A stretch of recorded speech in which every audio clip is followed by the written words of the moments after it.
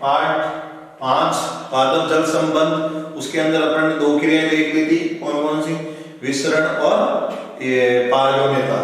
आज अपन तीसरा पॉइंट पढ़ते हैं, वो है ऑस्मोसिस, बोले तो परासरण। तीसरी क्रिया परासरण। देखो इसमें से अभी 2020 में 3 नंबर का प्रश्न आया था, थिसील की द्वारा परासरण की क्रिया को समझाइए। कितने नंबर का? 3 नंबर का प्रश्न। ये जो 5वां पार्ट है ना, इसमें 2 प्रश्न आए थे, मतलब 4 नंबर तो इसने अकेले ने मतलब मार लिए थे। कैसे? 3 नंबर का मतलब परासरण टॉपिक इसमें इसी पार्ट में कितने नंबर का प्रश्न आया था? 3 नंबर का, थिसील की। और दूसरा जो प्रश्न 1 नंबर में आ गया था, एपार्गमे का उदाहरण बताइए, क्यूटिकल और ओक। क्यूटिकल के अंदर आपको थोड़ा सा मैं बता देता हूं कि जो मनुष्य पादप होते हैं ना, इनके ऊपर क्यूटिकल का आवरण तो होता है, जिसके कारण इसके इनके अंदर जल की हानि नहीं हो पाती है।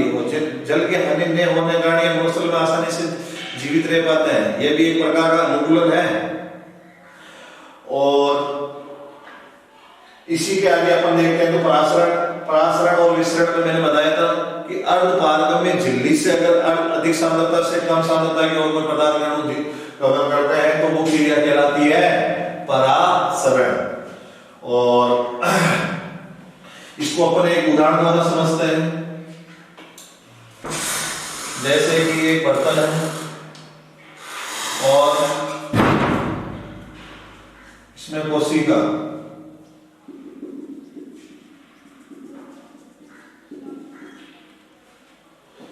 एक थोड़ा सा अपन को ध्यान रखना है, स्पीत और सलत। स्पीत और सलत। स्पीत का मतलब होता है जब कोशिका खुली हुई होती है ना, उसको कहते हैं स्पीत, और अगर कोशिका पिचकी हुई है तो उसको कहेंगे सलत। तो इसको अपन अपनी भाषा में क्या कहेंगे? अगर फूलना है मतलब खुली हुई है कोशिका तो वो स्पीत अवस्था में है। अगर पिचकी हुई है मतलब सिकड़ी हुई है, ठीक है, तो इसको कह सकते हैं अपन पिचकना। ठीक है, तो ये दोनों वर्ड अपनी भाषा में ये नहीं लेना है, ये लेना है। फूलना मतलब स्पीत, पिचकना मतलब सलत। अब देखो मैंने ये कोशिका ली है और इसको मैंने थोड़ा सा ऐसे मान लो ये पिचकी हुई है अर्थात सलत अवस्था में। किस अवस्था में?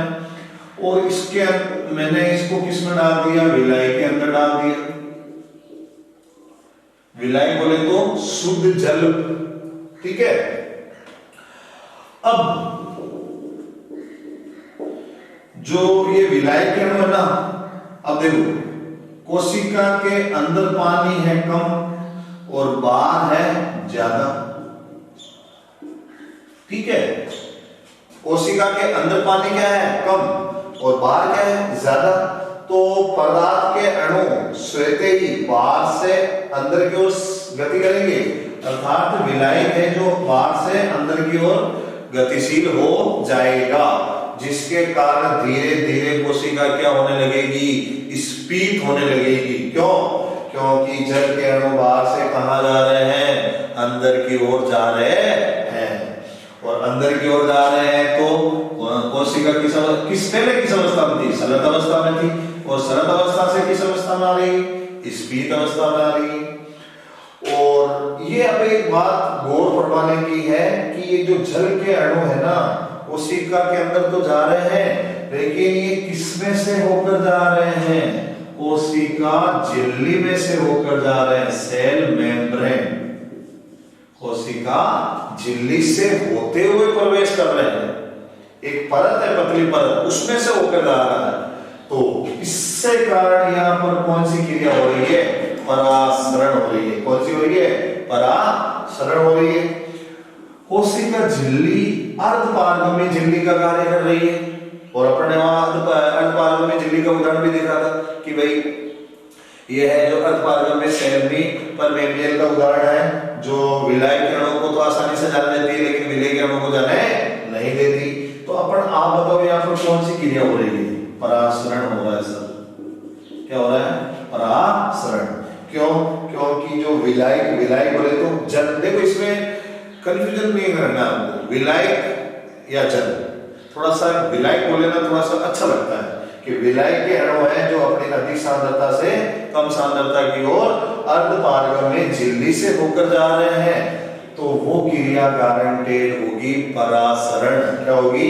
परासरण। विसरण भी हो रहा है लेकिन विसरण में अर्धपारगम्य झिल्ली नहीं आती, जबकि परासरण में क्या होता है? पूरे अर्धपारगम्य झिल्ली आती है परासरण।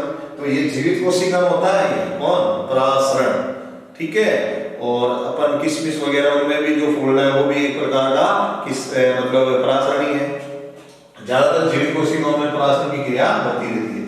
अगर कहें कि कोशिका के अंदर जल एक कोशिका से दूसरी कोशिका तक अगर पहुंचता है तो वो किस क्रिया द्वारा पहुंचता है? परासरण। और परासरण तो तगड़ा प्रभावित करता है किसको? कोशिका के प्रोटोप्लाज्म को ज्यादा प्रभावित करता है। तो अपन ने परासरण की परिभाषा देखी है। अब इसके अंदर अपने प्रयोग करते हैं। प्रयोग क्या करते हैं कि ये आया था प्रश्न, आप प्रयोग को सिद्ध करके बताइए कि ये परासरण कैसे होता है। तो अपन प्रयोग के लिए पहले थोड़ा सा डायग्राम बनाएंगे और फिर अपन इसके बारे में अध्ययन करेंगे कि भाई ये परासरण कैसे हो रहा है। और यही प्रश्न आया था, इस पार्ट में से हर साल प्रश्न उठता है, तो इसको थोड़ा सा ध्यान देना है। और कंपटीशन में आते हैं, इससे जो परासरण की जो प्रकार है ना उसमें से प्रश्न आता है कंपटीशन नीट वगैरह, और अपने जो एम्स में है ना प्रश्न, ये जो मेडिकल के लिए एग्जाम होते हैं उनके लिए ये प्रश्न आते हैं। थिसील की प्रयोग, तो अपने प्रयोग द्वारा यही प्रश्न था,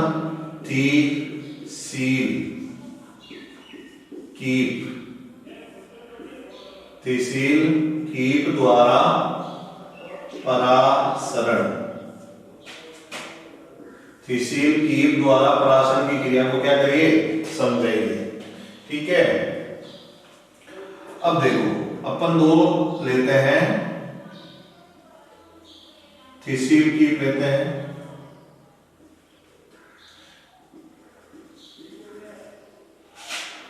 ये अपना स्टैंड है,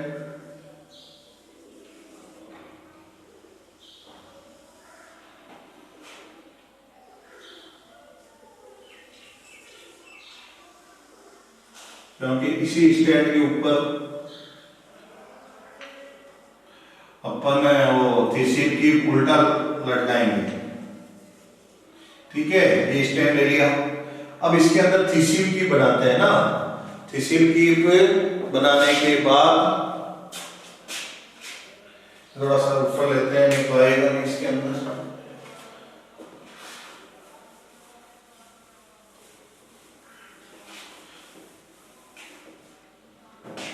थिसील कीप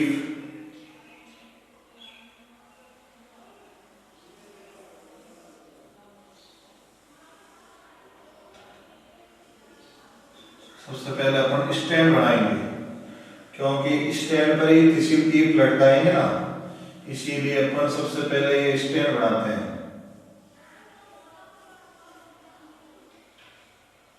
ठीक है। अब इसके अंदर अपन को थिसील कीप लगाना है, वो भी उल्टा। थिसील कीप आराम से बनाना है।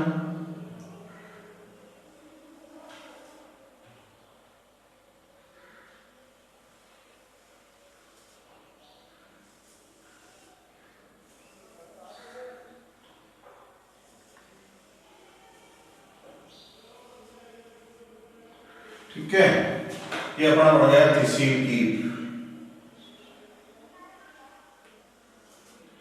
इस थिसील कीप के अंदर अपन को शर्करा का घोल बनना है। किसका घोल बनना है? शर्करा का घोल बनना है। ठीक है।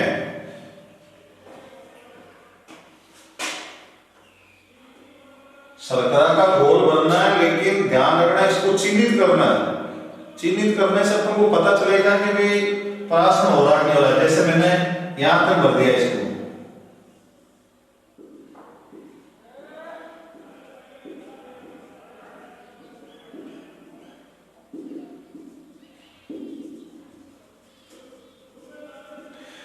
एक सबसे इंपॉर्टेंट इसमें अर्धपारगम्य झिल्ली लगानी है, क्योंकि अर्धपारगम्य झिल्ली नहीं होगी तो परासन कैसे होगा। तो अपने यहां पर एक कृत्रिम अर्धपारगम्य झिल्ली बना देते हैं, ध्यान देना है अर्धपारगम्य झिल्ली का। यहां पर जो अर्धपारगम्य झिल्ली है वो कृत्रिम है, कृत्रिम मतलब मानव द्वारा निर्मित। इसको क्या कहेंगे, पार्चमेंट की झिल्ली, पार्चमेंट की झिल्ली। देखो एक नंबर का प्रश्न यही है कि तहसील कीप के अंदर जो अर्धपारगम्य झिल्ली का कार्य कौन करती है, पार्चमेंट की झिल्ली करती है। ठीक है, तो अपन ने किया क्या है, अपन ने एक स्टैंड लिया है, इसके अंदर तहसील कीप को कैसे लटकाया, उल्टा लटकाया। नीचे अपन अपने इसके अंदर क्या कर देते हैं, ये अर्धपारगम्य झिल्ली लगा देते हैं। अर्धपारगम्य झिल्ली वो कोशिका झिल्ली वाली नहीं है, रेडीमेड है, रेडीमेड मतलब कृत्रिम है।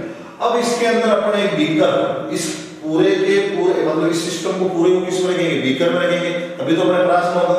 तो अपने एक छोटा सा बीकर बनाते हैं,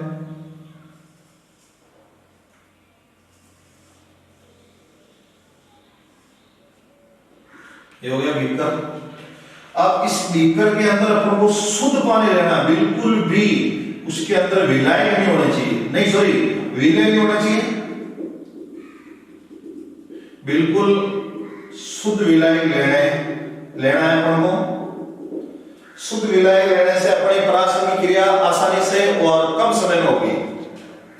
ठीक है, तो अपन ने पूरा अपना जो ये सिस्टम है वो कर लिया। ठीक है, शर्करा का घोल तहसील कीप में भरना है।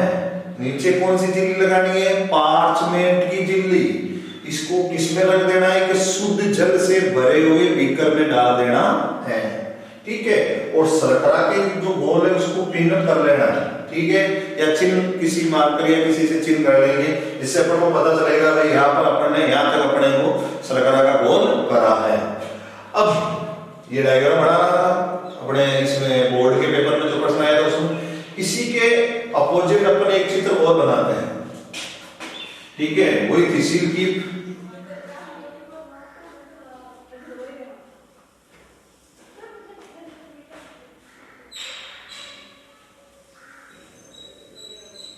ठीक है, इसी के अंदर अपन को वही का वही काम करना है, वही स्टैंड,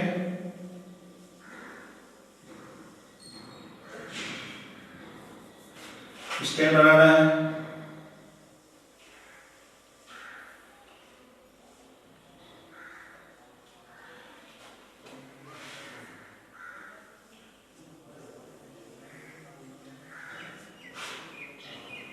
और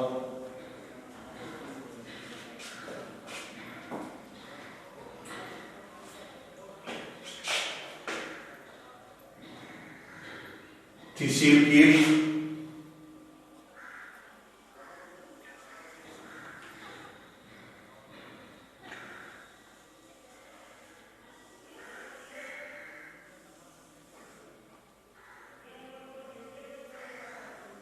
बनाना है इसमें भी।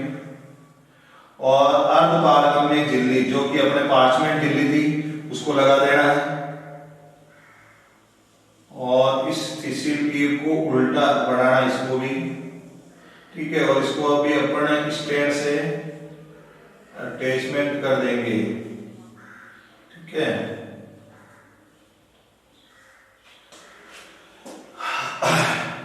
बीकर बनाएंगे वापस।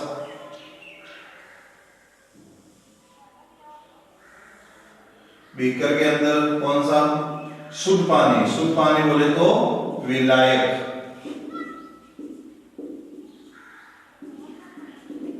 विलायक इसके अंदर डाल देंगे। ठीक है, अब इसमें अपन देखेंगे जो ये अपने जो इसके अंदर शर्करा का घोल भरा था ना अपन ने, इसमें से इतना गैप था, लेकिन इसमें ऊपर तक चला जाता है। कहां तक, जैसे अपन इसको देखते हैं तो यहां तक आता है।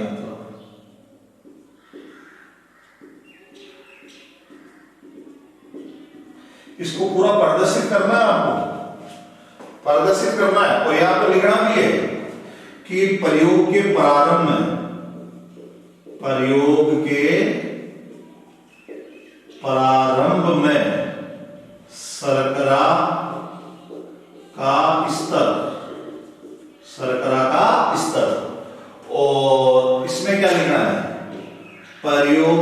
अंत में,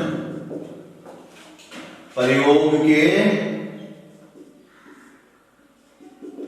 अंत में शर्करा का स्तर। ठीक है, देखो कभी भी डायग्राम बनाने के बाद उसको वापस चेक कर लेना, कहीं कोई मिस्टेक नहीं। स्टेल है, थीसिल कीप है, तो इसको नाम भी लिख देते हैं थीसिल कीप। थीसिल कीप, इसका नाम क्या है भाई? स्टैंड है। ठीक है, ये अपना बीकर, और इन दोनों को अपना नाम दे सकते हैं विलायक। विलायक बोले तो शुद्ध पानी। ठीक है, और ये अपने वो पार्चमेंट की झिल्ली जो अर्धपारगम्य झिल्ली का कार्य करती है। अब अपन ने ये चित्र दो क्यों बनाए? दो क्यों? क्योंकि अपन प्रयोग करें तो एक चित्र से हो सकता है, लेकिन अपन को दोनों प्रयोग करके बताना पड़ेंगे कि इसमें थोड़ा सा स्पष्ट पता चल जाए। एक प्रयोग में थोड़ा सा स्पष्ट पता नहीं चलेगा, दूसरे प्रयोग में अपन को क्या है कि शर्करा का घोल ऊपर चढ़ा हुआ दिखाई देंगे, तो इससे स्पष्ट पता चलता है कि यहाँ पर परासरण हो रहा है। अब देखो, जब अपन ने प्रयोग शुरू किया था ना, उस समय तो शर्करा का स्तर यहाँ था। ध्यान रखना, ये पार्चमेंट की झिल्ली जरूरी है, क्योंकि पार्चमेंट की झिल्ली आपने बनाई नहीं और आप परासरण की क्रिया करा रहे हो, घोल ऊपर चढ़ा हुआ बता रहे हो, तो इसमें प्रश्नवाचक चिन्ह लग जाता है कि आपने परासरण करवा दिया कैसे? परासरण के लिए तो अर्धपारगम्य झिल्ली की आवश्यकता होती है, और अर्धपारगम्य झिल्ली आपने लगाई कहाँ?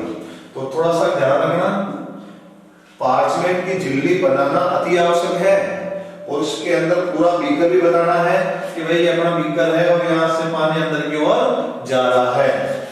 अब अपन चित्र 1 और चित्र नंबर 2 में फोकस करते हैं, तो अपन ने करा क्या है? ऐसा का ऐसा चित्र ऐसे बनाया, लेकिन इसमें जो शर्करा का घोल था वो इतना मतलब यहाँ पर था, और इसमें जो शर्करा का घोल था ना वो ऊपर तक चढ़ गया। ये कैसे हुआ? इसका मतलब यहाँ कुछ ना कुछ कोई ना कोई क्रिया हुई है, वही तो क्रिया है परासरण। देखो, ये थीसिल कीप था, यहाँ पर कौन थी? अर्धपारगम्य झिल्ली, जो किसका काम करेगी? पार्चमेंट की झिल्ली तो अर्धपारगम्य झिल्ली का कार्य करती। इसका मतलब क्या है? इसके अंदर विलायक क्या आसानी से चले जाते हैं, और अपन ने बाहर क्या रखा? विलायक ही रखा। ठीक है, और अंदर कौन सा? आप खुद सोचो, पानी चीनी में ज्यादा है या बाहर ज्यादा है? चीनी में कम है और बाहर ज्यादा है। चीनी के अंदर शक्कर को मतलब चीनी और पानी दोनों विलय है, विलय में बना हुआ है, और बाहर क्या है? सिर्फ पानी का है। तो विलायक के अणु अपनी अधिक सांद्रता से कम सांद्रता की ओर, अर्थात पार्चमेंट की झिल्ली से होके हुए किसके अंदर? थीसिल कीप के अंदर प्रवेश कर रहे हैं। किसके अंदर प्रवेश कर रहे हैं? थीसिल कीप के अंदर प्रवेश कर रहे हैं। किस झिल्ली से? पार्चमेंट की झिल्ली से। ठीक है, अब अपन ने दूसरे चित्र में बताया, क्योंकि इस चित्र में अपन ये दोनों में काम मिलने से दूसरा बनाना पड़ेगा। ठीक है, एक चित्र बना कर क्या पता नंबर कट जाए। दूसरे वाले चित्र में सेम टू सेम, लेकिन थोड़ा सा शर्करा का घोल ऊपर चढ़ा दिया। इसका मतलब है कि भाई यहाँ पर शर्करा का घोल कम था और यहाँ पर शर्करा का घोल है जो ऊपर चढ़ गया। इसका मतलब है जल है जो बाहर से अंदर की ओर जा रहा है, और किस झिल्ली से होकर जा रहा है? पार्चमेंट की झिल्ली से। पार्चमेंट की झिल्ली किसका काम कर रही है? अर्धपारगम्य झिल्ली का काम कर रही है, और जिसके कारण थीसिल कीप में जो शर्करा का स्तर था वो क्या कर गया? ऊपर चढ़ गया। इसका मतलब यहाँ पर कौन सी क्रिया सिद्ध हो रही है? परासरण। परासरण की परिभाषा पर जाते हैं। विलायक के अणु अर्धपारगम्य झिल्ली से होते हुए, किस झिल्ली से? अगर इस परिभाषा में अर्धपारगम्य झिल्ली नहीं बोलते हो आप, तो आपकी डेफिनेशन बिल्कुल गलत है, क्योंकि परासरण के लिए आवश्यक नहीं, अति आवश्यक है कौन? अर्धपारगम्य झिल्ली। जो यहाँ पर कौन काम कर रही है? पार्चमेंट की झिल्ली। विलायक के अणु अर्धपारगम्य झिल्ली से होते हुए दूसरे क्षेत्र मतलब दूसरे भाग में प्रवेश करे, तो ये क्रिया क्या कहलाती है? क्या कहलाती है? परासरण कहलाती है। तो अपन ने दोनों प्रयोग से ये सिद्ध किया कि इसमें जो शर्करा का स्तर था वो पहले यहाँ पर था, और बाहर से पानी है जो अंदर गया, किससे होकर? पार्चमेंट की झिल्ली से, और पार्चमेंट की झिल्ली से गया तभी तो इसका इस तरह जो चढ़ा। तो प्रयोग के अंत में जो शर्करा का स्तर था वो ऊपर चढ़ गया। इससे क्या सिद्ध हुआ? कि इससे ये सिद्ध हुआ सर कि ये जो जल के अणु है वो बाहर से कहां किससे होकर गए?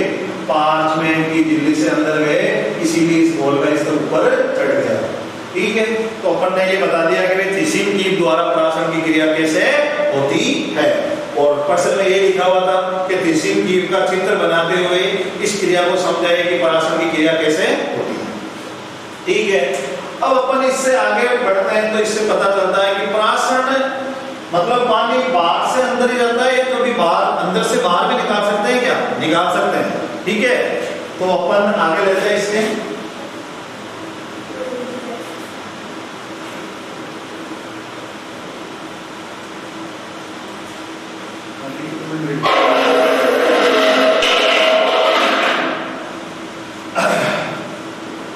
अब अगला टॉपिक आता है अपने परासरण का प्रकार। परासरण का प्रकार देखो, अपने खुद के हाथ में है कि अपन कोशिका से जल को बाहर निकालना चाहते हैं या अंदर प्रवेश करना चाहते हैं, ये अपने हाथ में। लेकिन आपको किसी भी वो कहते हैं ना, कोई कंपनी होती है तो उसकी शर्तों का पालन करना पड़ता है। जैसे इसकी शर्तों का पालन करो और आप चाहे जो करवा सकते हो। जैसे कि मैंने पहले बताया था आपको कि जब कोशिका पिचकी हुई है, स्पीड मतलब फूली हुई, विज्ञान की भाषा में अपन स्पीड बोलेंगे क्योंकि स्पीड का मतलब क्या है? फूलना। और सलत एक दूसरा नाम है सलत। ये दो वर्ड पूरे पार्ट में आएंगे। अब स्पीड दाब आएगा, सलत आएगा। सलत कोशिका रखिए क्या होगा? स्पीड होगा। सलत कोशिका का बाह्य परासरण हो सकता है क्या, वगैरह वगैरह। मतलब ये पहले टॉपिक आपको ये दोनों वर्ड समझ में आना चाहिए कि स्पीड का मतलब क्या होता है। स्पीड का मतलब होता है सर फूलना। कोई कोशिका अगर फूली हुई है तो इसका मतलब है वो स्पीड है, और अगर कोशिका पिचकी हुई है इसका मतलब है पिचकना, मतलब सलत। ठीक है, तो ध्यान रखना, मैं बार बार नहीं बोलूंगा फूला हुआ। कोशिका अगर फूली हुई है तो इसका मतलब है वो किस अवस्था में है? स्पीड अवस्था में है। और अगर कोशिका पिचकी हुई है ना तो इसका मतलब है वो सलत अवस्था में है। ठीक है, हाँ, तो अपन किसका प्रकार देख रहे हैं? परासरण का प्रकार। ठीक है, तो सबसे पहले अपन देखते हैं अंतःपरासरण। ध्यान देना, मैं प्रश्न भी आपसे पूछूंगा तो आप कमेंट बॉक्स में लिख सकते हैं, अपने प्रश्न का आंसर लिख सकते हो और बता सकते हो कि इसमें ये होगा। देखो ध्यान से देखना, अब अपन वो थिसिन कीप का भी लेते हैं, सीधा सिंपल उदाहरण लेते हैं। मैंने बीकर लिया है, ले लिया। अब ध्यान देना, ये वर्ड जो बार बार बोलूंगा ये नहीं है। स्पीड का मतलब फूलना, सलत का मतलब पिचकना। कोशिका मैंने ली है सलत, सलत का मतलब कोशिका पिचकी हुई बनानी है इसमें। ठीक है, और बीकर में लिया मैंने पानी, शुद्ध पानी, मतलब शुद्ध पानी लेना जरूरी है। आपको अगर फटाफट परासरण करना है ना तो हमेशा एक ही चीज है कि आप विलायक लो, विलायक लो, लेकिन शुद्ध विलायक लो। कौन सा विलायक लो? शुद्ध विलायक। कोशिका किस अवस्था में? वापस बताओ सर, सलत अवस्था में। सलत अवस्था का मतलब है पिचकी हुई। अब एक बात बताओ, हमेशा ध्यान रखना, सब कुछ कमाल होता है अंतर का। अंतर क्या है दोनों के बीच? अंतर जितना होता है ना उसका अपन आगे बढ़ेंगे जल विभव के बारे में। अब एक बात बताओ, कोशिका किस अवस्था में? सर सलत अवस्था। ठीक है, बाहर आपने क्या भरा? सर हमने भरा है शुद्ध पानी, बोले तो विलायक। क्या भरा है? विलायक भरा। ठीक है, अब एक बात बताओ, कोशिका के अंदर पानी नहीं है क्या? बिल्कुल पानी है। बाहर भी पानी है, अंदर भी पानी है सर, लेकिन अंतर है। कोशिका के अंदर जो पानी है ना वो बहुत ही कम है, और बाहर जो पानी है वो क्या है? ज्यादा है। देखो अंतःपरासरण की परिभाषा आपको खुद को बनानी है और बिल्कुल इजी है। पहले इसका वर्ड पे जाते हैं, अंत। अंत का मतलब से एक वर्ड निकल रहा है अंदर। ठीक है, कोशिका किस अवस्था में? सलत अवस्था में। किसके अंदर रखा? शुद्ध विलाय के अंदर रखा। तो जल बाहर से कहां जाएगा? अंदर की तरफ जाएगा। किस झिल्ली से होकर? कोशिका, कोशिका झिल्ली तो रहेगी रहेगी। कोशिका झिल्ली से होते हुए जल के अणु क्या कर रहे हैं? अंदर प्रवेश कर रहे हैं। अंदर प्रवेश कर रहे हैं, अंदर मतलब कोशिका के अंदर प्रवेश कर रहे हैं। तो वो क्रिया क्या कहलाती है? अंतःपरासरण कहलाती है। अब आप बताओ थिसील कीट में कौन सा परासरण हुआ? अंतःपराग हुआ। दिमाग लगाओ, ये सरकरा का कौन था? यहाँ पर कौन सी झिल्ली थी? पार्चमेंट की झिल्ली थी, जो किसका काम करेगी? अल्पार्गमी झिल्ली का।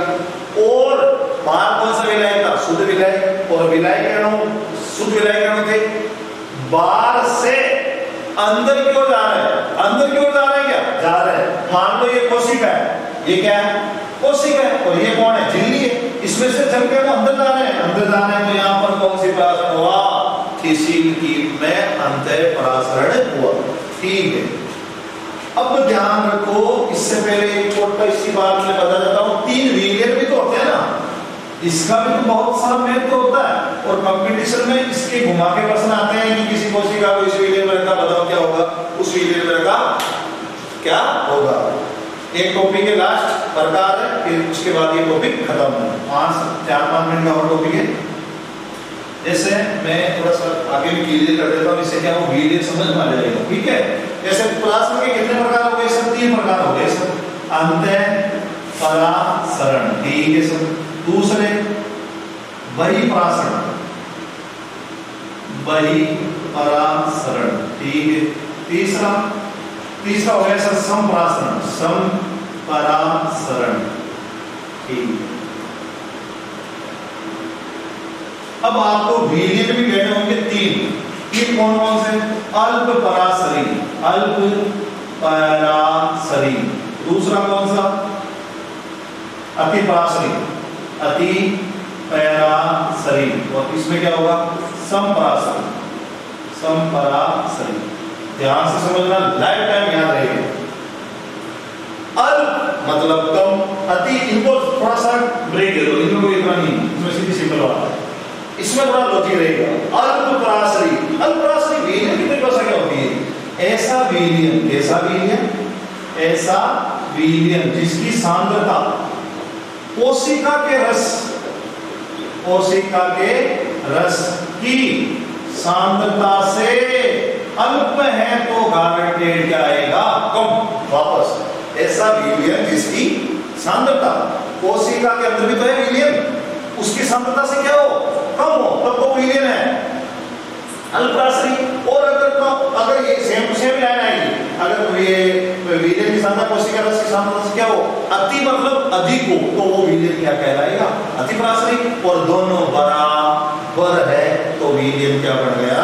समपरासरी। वापस रिपीट करता हूं, अगर विलियन की सांद्रता कोशिका रस की सांद्रता से अल्प मतलब कम है तो कौन सा विलियन हो? अल्पपरासरी। अधिक है तो अतिपरासरी। और बराबर है तो क्या कहलाएगा? वो समपरासरी। ठीक है। अब चलते हैं आगे। तो अब सोचो इसमें कितने अक्षर हैं?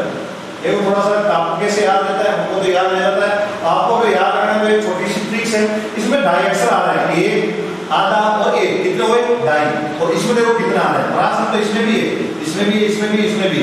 इसका अगला वाला वर्ड देखो, अंत कितने वर्ड आ रहे हैं? 2.5। अल्प में कितने आ रहे हैं? अगर अंतःपरासरण कराना है तो विलियन कौन सा काम में लेना होगा? हरदम कंफ्यूजन होता है इसमें, कौन सा विलियन होगा? अल्पपरासरी विलियन। वापस, और इसका भी देखो, अति कितने? 2, इसमें भी कितने? 2, इसमें तो सेम टू सेम। अब सोचो, अब मैंने जो बीकर लिया था कोशिका ली थी सलग, तो बताओ बाहर विलियन कौन सा था? बाहर विलियन था सर अल्पपरासरी। अब बताओ यहाँ पर विलियन कौन सा था? अल्पपरासरी। कैसे? आप सोचो, जल कह रहा हूं, बाहर से अंदर जा रहे थे, अंदर से बाहर आ रहे थे? बाहर से अंदर की ओर जा रहे थे। अब बाहर से अंदर की तरफ मतलब अंतःपरासरण, अंतःपरासरण मतलब विलियन, अल्पपरासरी विलियन। अब बताओ आपको जब अंतःपरासरण कराना होगा तो कोशिका किस अवस्था में लेनी होगी? ऑलरेडी कोशिका स्पीड है तो उसका क्या अंत परासन कराओगे? वो ऑलरेडी खुली हुई है और थोड़ी खुली हो जाएगी, खुलेगी नहीं वो, फिर तो वो फट जाएगी। ठीक है, तो बताओ अंत परासन की परिभाषा क्या होगी? जब किसी संलग्न कोशिका को अल्प पराशरी विलयन में रखा जाता है, जिसके कारण वो धीरे धीरे क्या होती है? स्पीड। क्या कहलाता है? अंत परासन। और जब किसी, अब बताओ इसमें कौन सी कोशिका आएगी? आप कौन सा पराशर करा रहे हो? वही पराशर। वही पराशर का मतलब है ऑलरेडी कोशिका किस अवस्था में होनी चाहिए? अरे भाई ऑलरेडी वो सलत है तो मरे हुए को क्या मारोगे? मतलब जो पिचकी हुई है उसमें से क्या निकालोगे? जैसे कोशिका क्या लेनी पड़ेगी आपको? पहले स्पीड। स्पीड होगी तभी तो जल के अणु कहाँ आएंगे? बाहर आएंगे। जब किसी स्पीड कोशिका को किस विलयन में रखा जाता है? अति पराशरी विलयन में रखा जाता है, तो जल के अणु धीरे धीरे कहाँ आते हैं? बाहर। और वो कौन सा पराशर कहलाता है? वही पराशर। और जब किसी कोशिका को न तो फुलाना है, न पिचकाना है, मतलब न स्पिन करना है, न सलत करना है, ये आएगा पर्सन है। कोशिका को किस विलयन में रखा जाए कि जब न तो बाहर आए न अंदर जाए? वापस कोशिका को किस विलयन में रखा जाए कि जब न तो बाहर आए न अंदर आए? कौन सा विलयन? समपरासन। तो ये परासन के 3 प्रकार हो गए। ठीक है, अब एक छोटा सा टॉपिक है परासन का। महत्व 2 महत्व या 3 महत्व है, फिर अपना टॉपिक ये हो जाता है यहीं पे परासन वाला। जैसे विसरण का क्या महत्व था? विसरण का महत्व था सर, जल और खनिजों का अवशोषण किसके द्वारा होता है? विसरण द्वारा। अरे वो तो विसरण के द्वारा अंदर प्रवेश कर गए, लेकिन पादप की ऊंचाई तक, प्रत्येक कोशिका तक जल किसके द्वारा पहुंचेगा? परासरण द्वारा। किसके द्वारा? तो पराशर का पहला महत्व है कि कोशिका से दूसरी कोशिका तक जल किसके द्वारा पहुंचता है? एक कोशिका से दूसरी कोशिका तक जो पानी पहुंचता है ना, वो किस कोशिका द्वारा पहुंचता है? पराशर द्वारा पहुंचता है। दूसरा कि कोई कोशिका स्पीत होगी या सलत होगी? स्पीत होगी या सलत होगी, वो किस पर निर्भर करता है? पराशर पर निर्भर करता है। जल आ रहा है, स्पीड हो जाएगी। जल की कमी है, नाम ले ली, सलत होगी। मैं कह सकता हूँ स्पीड और सलत दोनों कोशिकाएं किसके कारण हो रही है? पराशर के कारण। पहला, कोशिका से कोशिका तक जल किसके द्वारा पहुंचता है? पराशर के द्वारा। स्पीड और सलत कोशिकाएं की अवस्था है किसके कारण? पराशर के कारण। अब एक बात बताओ, बीज का अंकुरण हो रहा है, नए पादप का निर्माण हो रहा है। नया पादप कैसे होगा? नए पादप है, कोई बीज है, क्या है, वो जल को क्या करेगा? अवशोषित करेगा। क्या करेगा? अवशोषित। अब बताओ उसके ऊपर भी खिल्ली है, तो तरुण नाम आता। तरुण का मतलब होता है नया पादप भी अगर बनाना है, या मतलब नया पादप तैयार होगा, तो वो भी किसके द्वारा होगा? पराशर के द्वारा। कितने में हुए? 3। पहला, कोशिका से कोशिका तक पानी, पराशर। स्पीड और सलत कौन होती है? कोशिका। किसके कारण? पराशर के कारण। तरुण पादप तैयार हो रहा है, किसके कारण? पराशर के कारण। अब सबसे इंपॉर्टेंट बात आती है कि पत्तियां कभी सूखती नहीं है, इतनी गर्मी में भी ऐसे झुलसती नहीं है। क्यों? क्योंकि इनके अंदर कौन सी क्रिया हो रही है? पराशरण। आपने एक बात नोट की होगी, सब्जी वाला जब भी सब्जी का थैला लगाता है तो उसके ऊपर पानी का छिड़काव पड़ता रहता है। पानी के छिड़काव पड़ने से वो सब्जियां जल्दी नहीं सूखती है, ठीक है ना? जैसे आप सोचो कि भाई पराशरण के अंदर जो पत्तियां होगी उसमें जलवाष्प निकलता है, जलवाष्प के रूप में निकलता है। जलवाष्प के रूप में निकलेगा क्यों? क्योंकि उसके अंदर झट से पानी आ रहा था, किसकी द्वारा? पराशरण हुआ, तभी तो पत्तियों तक जल पहुंचा, और जल पहुंचा तो उसके अंदर जलवाष्प के रूप में उड़ रहा है, और जलवाष्प के रूप में उड़ रहा है तो उससे उसके अंदर कौन सी क्रिया नहीं हो रही है? शुष्कन का मतलब क्या होता है? सूखना। सूखती नहीं है कौन? पत्तियां। किसके कारण? पराशरण हुआ, तभी तो कोशिका तक कहां पहुंचा? कौन पहुंचा? जल। और जल पहुंचा तो उसके अंदर शुष्कन की क्रिया। एक आता है हिमीकरण से हिम से निकला है, हिमालय, बर्फ।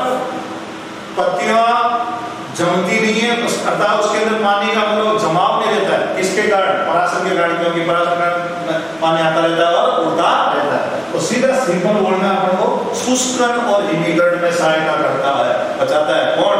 पराशरण। कितने में बताए थे? 4। एक, कोशिका से कोशिका। दूसरा, स्पीड और सलत। तीसरा ये अपने ये प्राशन के अंदर जो जल का नीलवणों का अवशोषण होता है वो एक कोशिका से दूसरी कोशिका में पहुंचता है। तीसरा है शुष्कन और हिमीकरण। एक तरुण पादप का निर्माण भी किसके कारण होता है? प्राशन की क्रिया के द्वारा होता है। तो इस प्रकार ये क्लास यहीं खत्म होती है। अपने 3 टॉपिक हो गए 5वें पार्ट के। पहला हो गया विसरण, दूसरा हो गया पारगम्यता, पारगम्यता से वो प्रश्न आया था बता दिया मैंने, और तीसरा टॉपिक जो सबसे इंपॉर्टेंट था इस 2020 का थीसिस द्वारा प्राशन की क्रिया को समझाना था। ठीक है, प्राशन के प्रकार हो गए और प्राशन का क्या हो गया? महत्व हो गया। ठीक है, धन्यवाद।